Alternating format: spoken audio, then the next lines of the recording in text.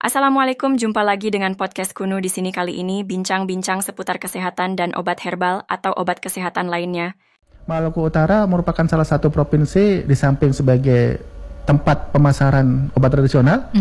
Di kita juga ada produksi obat tradisional yaitu minyak cengkeh. Oh iya. Nah itu minyak cengkeh itu di Maluku Utara ada produksinya. Ini yang masih dalam terus kita dampingi ya, supaya bisa memenuhi peraturan yang ada.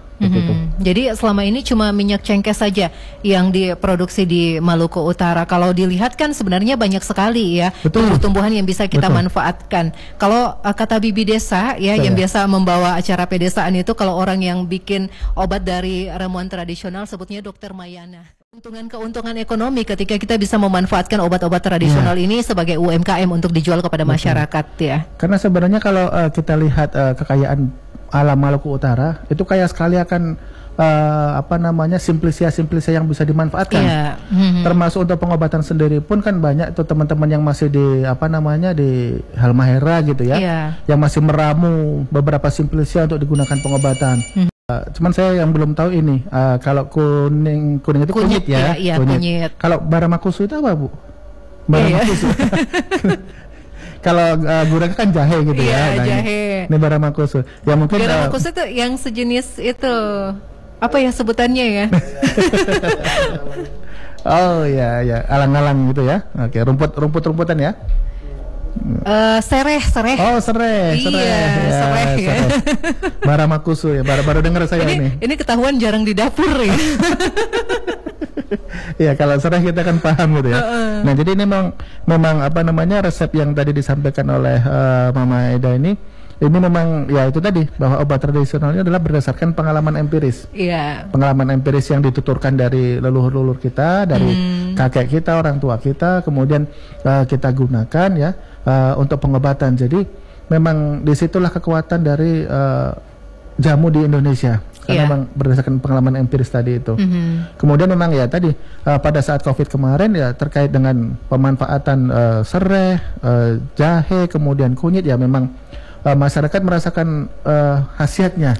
Betul. Cuman karena mungkin sekarang sudah lewat masa pandemi ya, sudah endemi, jadi mungkin konsumsi terkait itu mungkin sudah tidak terlalu seperti kemarin lagi. Seperti itu. Oke, jadi untuk masyarakat yang secara mandiri nih membuat obat tradisional, apakah memang harus ada takaran-takaran tertentu? Ya, kalau takaran memang sebenarnya harus ya, karena memang bagaimanapun biarpun ini obat tradisional itu tetap ada efek sampingnya. Jadi itu yang harus hati-hati, makanya berdasarkan pengalaman empiris. Karena orang-orang tua kita dulu itu dalam mengkonsumsi obat herbal, obat tradisional ini sudah melalui kajian sepertinya beliau-beliau dahulu kita ya.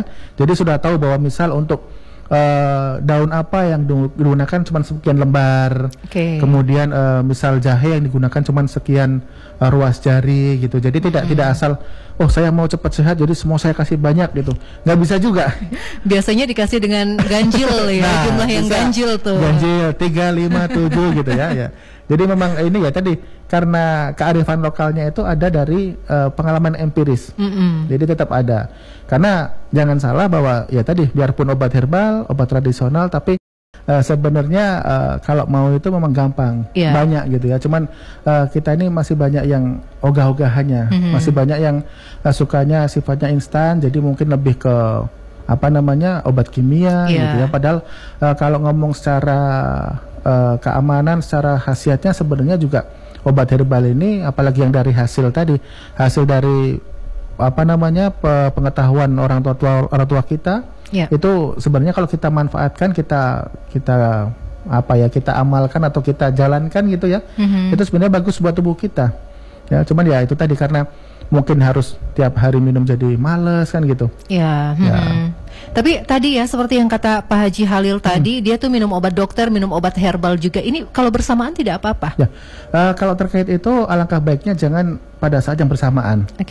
Dikasih jeda waktu gitu ya. Misal minum obat kimia dulu, kemudian jeda waktu sekitar 1 jam, baru diminum obat herbalnya. Jadi obat herbalnya nanti bisa berfungsi juga sebagai supportingnya, sebagai pendukungnya. Betul. Karena kan memang beberapa untuk sakit itu tidak bisa dengan herbal. Ada yang harus memang dengan kimia gitu ya. Misal untuk teman-teman yang menderita diabetes yang tergantungan insulin, mau nggak mau memang dia harus disuntik insulin. Ya, tetapi untuk maintenance terkait dengan kadar gula darahnya mungkin bisa disupport oleh herbal, ya, tetapi tidak bisa mengandalkan murni herbal, karena bisa bahaya nanti. Karena memang ada beberapa penyakit yang dia bisa kombinasi atau bisa mungkin herbal saja, tapi ada yang memang harus dengan kimia. Jadi seperti itu. Baik, Pak Tri, kembali lagi ke efek samping dari obat tradisional. Betul. Nah, terkait efek samping ini memang satu sifat efek samping ini adalah dia tergantung individualnya. Jadi tidak bisa disamaratakan gitu ya. Misal saya kok minum perasan air kuning gitu ya. Misal air kuning ada sekitar 5 ruas jari, kemudian saya minum nggak apa-apa. Tapi ada orang lain yang begitu minum dia menderita efek samping, kena efek samping. Misal contoh yang sering banyak itu adalah gatal-gatal. Saya kalau anemia ya, jadi kalau minum air perasan kuning tidak boleh terlalu banyak. Nah itu, ya, jadi ada batasannya juga. Karena kalau itu melebihi bisa timbul efek yang tidak diinginkan. Betul. Biasanya banyak ditemukan itu yang terjadi. Kalau pengalaman kami beberapa ada laporan itu dia timbul bercak-bercak gatal di tubuh. Nah, jadi macam kayak kena orang terkena bisa dari ulat. Ya, jadi bentol-bentol gitu. Setelah kita telusuri tanya terakhir konsumsi apa, kemudian konsumsi ini. Kemudian disarankan bahwa ya sudah konsumsinya di stop, nanti lihat kita pantau lagi hasilnya seperti apa gitu ya. Ya ternyata memang beberapa zat ada ya yang menyebabkan seperti itu. Jadi selain alergi tadi apa lagi nih? Ya, kalau yang paling membahayakan nanti terkait dengan alerginya ini biasanya efek sampingnya. Obat tradisional seperti itu kita di Ternate bilangnya Aerorano. Aerorano, betul ya. Ya silakan Pak Tri. Iya, jadi terima kasih Pak Eji Jafar tadi ya di Jailolo. Jadi memang ya inilah kekayaan kearifan lokal kita, bahwa orang tua kita itu pengetahuan terkait pengobatan ini sebenarnya sudah lumayan tinggi gitu. Jadi ya memang itu tadi karena berdasarkan empiris, orang tua kita punya pengalaman, mereka punya pengetahuan, kita meneruskannya, ya aspek positif yang akan kita dapatkan. Nah ini sebenarnya menjadi tantangan bagi kami khususnya ya, makanya tadi ada program Kampus Wellness Entrepreneurship ya. Karena kita harapan kami adalah bahwa dari pihak kampus ini bisa melakukan penelitian terkait dengan manfaat dari herbal atau simplicia atau tanaman asli misal Maluku Utara yang itu bisa digunakan untuk pengobatan ya. Syukur-syukur bisa sampai menjadi produk. Nah harapan kami gitu. Jadi ke depan ya kita akan berkoordinasi komunikasi dengan kampus-kampus yang ada di Maluku Utara, khususnya yang punya jurusan terkait masalah kesehatan ya. Kita dorong supaya bidang farmasi ya. Betul ya, kan di Maluku Utara juga sudah ada jurusan farmasi gitu ya. Kesehatan juga ada. Makanya kita dorong supaya ini bisa jadi penelitian yang bagus nih, supaya bisa mengangkat produk asli dari Maluku Utara, tanaman asli Maluku Utara untuk bisa dikembangkan untuk pengobatan seperti itu. Apa saja nih yang harus disiapkan ya oleh masyarakat yang mungkin ingin membuat usaha dengan obat tradisional ini untuk mendapat tadi? Ya. Label BPOM izin edarnya. Betul. Ya. Jadi memang untuk masyarakat ini yang pertama terkait dengan obat herbal ini kami mempersyaratkan adalah terkait dengan empirisnya. Bukti empiris bahwa memang empiris ini ada kajian-kajian literaturnya gitu ya. Jadi kalau memang terbukti secara empiris ya, kemudian diproses lebih lanjut, yang jelas masyarakat harus memiliki terkait dengan pertama itu NIB. Nomor izin berusaha ya. Kemudian pelaku usaha atau masyarakat yang ingin berusaha mendapatkan izin edar dari Badan POM terkait dengan obat tradisional, maka dia harus punya fasilitas produksi. Ya, punya fasilitas produksi ya. Kalau kita bilang pabrik nanti terlalu besar bayangannya gitu ya. Jadi kita ya punya tempat produksi lah. Tempat produksi, kemudian ada tenaga yang mempertanggungjawabinya, ada tenaga teknis kefarmasian atau ada apoteker ya untuk kategori-kategori tertentu. Kemudian ya sudah diproses. Jadi kami juga sudah melakukan pendampingan ya untuk di Maluku Utara ini ada beberapa pengusaha atau yang masyarakat yang berusaha terkait dengan minyak cengkeh tadi. Ya harapan kami kalau sudah jadi minyak cengkeh tidak hanya sebatas minyak cengkeh, nanti bisa jadi dibuat formula untuk menjadi minyak gosok yang khas Maluku Utara kan. Karena kalau minyak cengkeh saja mungkin aroma cengkehnya memang kuat gitu ya. Tapi kalau sudah diramu dengan minyak cengkeh, minyak pala dan lain-lain berdasarkan tadi kearifan lokal dari leluhur kita, itu sebenarnya nilai tambahnya akan jauh lebih hebat lagi. Gitu. Oke. Saya tuh pernah bertemu dengan salah seorang nenek yang menjual obat tradisional kering. Ini dijual nih bebas kepada masyarakat. Saya pernah bertanya, ini apakah memang tidak mau dilakukan seperti uji lab dan sebagainya agar bisa mendapatkan tadi ya izin edar dari BPOM? Katanya sulit kalau untuk mendapatkan itu ya, apalagi kalau untuk masyarakat yang berada di garis kemiskinan. Gimana itu? Ya, sebenarnya kalau terkait dengan sulit itu ada beberapa faktor ya. Karena memang terkait perizinan kan ada persyaratan yang harus dipenuhi. Ya, jadi tidak hanya sebatas saya mau mendaftarkan produk saya gitu, tapi yang bersangkutan misal nggak mau urus terkait dengan NIB ya otomatis nggak bakal bisa itu. Karena izin dari Badan POM itu adalah salah satu bagiannya saja. Karena ada bagian perizinan yang lain ya. Seperti yang disampaikan oleh Bu Rima ya.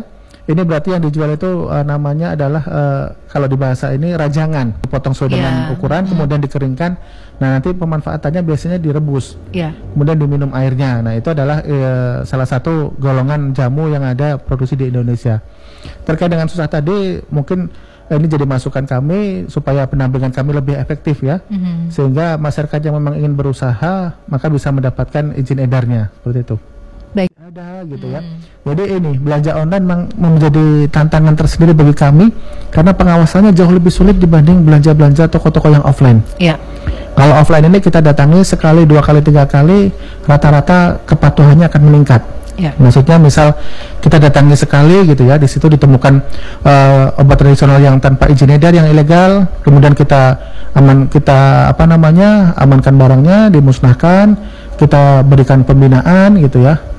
Berikutnya ditemukan, kalau masih ditemukan lagi ya kita lakukan sesuai dengan aturan. Tapi paling tidak biasanya kalau sekali kita datang, berikutnya yang kedua mereka sudah jerah, sudah takut gitu ya. Nah, terkait dengan yang online ini agak susah karena kami biasanya kalau online apalagi yang jualan itu sudah di luar Maluku Utara, ya kita sifatnya hanya bisa mengajukan take down. Mengajukan take down ke pusat, kemudian dari pusat dilanjutkan ke Kominfo bahwa link penjualan tersebut misal itu di marketplace, misal itu di media sosial, maka akan diminta untuk take down. Nah, cuma sebatas itu. Jadi memang sekarang ini yang menjadi kendala utama adalah terkait dengan penjualan secara online.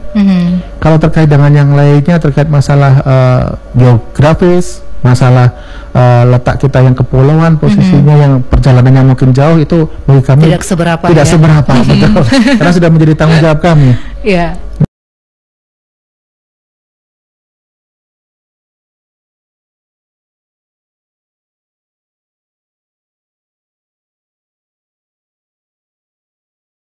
Bisa bergabung bersama kami sore ini di Ternate Sore. Pak Tri, ini sanksi terberat dari orang-orang tangan jahil yang memanfaatkan obat tradisional ini, apakah memang hanya sebatas tadi di take down ataukah dilakukan pemusnahan saja? Ya, terkait dengan sanksi itu ada beberapa hal ya. Ada sanksi yang sifatnya administratif, ya. Administratif ini adalah pemusnahan temuannya. Ya, kami dari Badan POM, Balai POM Sofri juga memiliki PPNS yang dia bisa melakukan sampai ke ranah penyidikan. Tentunya didampingi atau bersama-sama dengan korwas dari kepolisian. Nah, jadi ancamannya di samping administrasi bisa sampai pro justisia. Karena di situ ada ancaman kurungannya juga. Betul. Jadi ada ancaman kurungannya ya. Jadi hati-hati nih untuk Anda mendengar ya yang ingin memanfaatkan obat tradisional tapi tidak digunakan dengan sebagaimana mestinya ya. Tadi Pak Tri sempat mengangkat salah satu kata ini, kosmetik. Betul. Ini memang menjadi perbincangan para wanita belakangan ini. Saya pernah beli kosmetik Pak Tri ya. Ini ada ditawarkan mau yang BPOM atau yang Forte. Nah, apakah ini juga berlaku di obat tradisional? Apakah ada temuan dari BPOM? Terkait dengan kosmetik ini ada tidak boleh digunakan itu antara lain adalah kodok kerok, nggak tahu kalau di sini bahasanya apa ya. Kalau bahasa Inggrisnya bufo vulgaris ya. atau Samsu gitu ya. Kodok yang ada belang-belang hitamnya itu yang ya. ada belang-belangnya ya. Kemudian ada beberapa jenis serangga atau kantaris antara lain ya. Itu yang dilarang digunakan. Tapi kalau selebihnya masih boleh digunakan. Tetapi kalau di luar itu yang nggak boleh digunakan mungkin yang hewan yang dilindungi ya. Oke, iya. Nah, misal tadi culanya dari badak, nah itu kan nggak boleh. Biarpun mungkin ada khasiatnya gitu secara empiris, tapi ya mendapatkannya ilegal ya nggak boleh juga. Pasti kalau ada komposisi itu pada saat mau didaftarkan di Badan POM ya ditolak. Pasti ya. Betul. Jangan harap lagi akan mendapatkan izin edar ya. Ya, terkait dengan ini banyak juga yang yang mungkin masih salah kaprah ya. Ada beberapa kadang kalau kita lihat itu kan ada janin-janin beberapa binatang yang direndam kemudian itu digunakan untuk pengobatan. Nah, ini masih perlu dikaji lagi terkait dengan khasiatnya bagaimana. Apakah memang secara empiris itu memang benar berkhasiat gitu ya. Tapi yang penting jangan sampai bahwa yang digunakan ini dari binatang-binatang yang dilindungi. Ya. Itu yang utama. Baik, gitu. Pak Tri, kebersamaan kita sore ini harus segera saya akhiri. Tidak terasa ternyata waktu yang menjadi hakim bagi kita sore ini. Mungkin yang terakhir harapannya kepada masyarakat, himbauan juga silakan. Ya, harapan kami terkait dengan masyarakat Maluku Utara khususnya pemanfaatan herbal ya. Maluku Utara ini sangat kaya dengan herbal, sangat kaya dengan tanaman-tanaman endemik yang sebenarnya orang tua kita pun sudah memanfaatkannya ya. Jadi ayo bersama-sama kita kembangkan obat asli Indonesia khususnya dari Maluku Utara ya. Kita gandeng juga beberapa kampus untuk berusaha untuk mengembangkan itu. Harapannya tentu akan lahir produk-produk unggulan dari Maluku Utara terkait dengan herbal. Kemudian yang kedua, masyarakat yang akan mengkonsumsi herbal atau obat tradisional yang sudah dibeli di toko, di apotek gitu ya. Kalau pesan kami adalah cek klik. Cek kemasannya, jangan konsumsi obat herbal yang kemasannya rusak. Kemudian yang kedua adalah cek labelnya, dibaca baik-baik labelnya karena di situ ada petunjuknya, ada peringatannya. Kemudian cek izin edarnya, jangan pernah mengkonsumsi obat herbal yang tidak terdaftar atau yang ilegal. Kemudian yang terakhir adalah cek kadaluarsanya. Jangan mengkonsumsi obat herbal yang sudah kadaluarsa karena kita tidak tahu reaksi apa yang sudah terjadi. Jangan sampai obat herbal yang sudah kadaluarsa kemudian kita konsumsi dan akhirnya merugikan kita sendiri. Baik. Seperti itu, Bu Rima. Ya, baik. Satu lagi yang perlu diingat pendengar, bukan kata orang, pastikan kata BPOM. Pastikan kata BPOM, betul. Baik, terima kasih Pak Triwandiro sudah hadir di Studio Sultan Babula sore ini. Insya Allah dialog kita hari ini juga bisa berdampak baik untuk masyarakat, Amin. Terutama calon-calon produsen obat tradisional, juga masyarakat yang sebagai konsumen dari obat-obat tradisional kita. Saya pamit. Wassalamualaikum warahmatullahi wabarakatuh.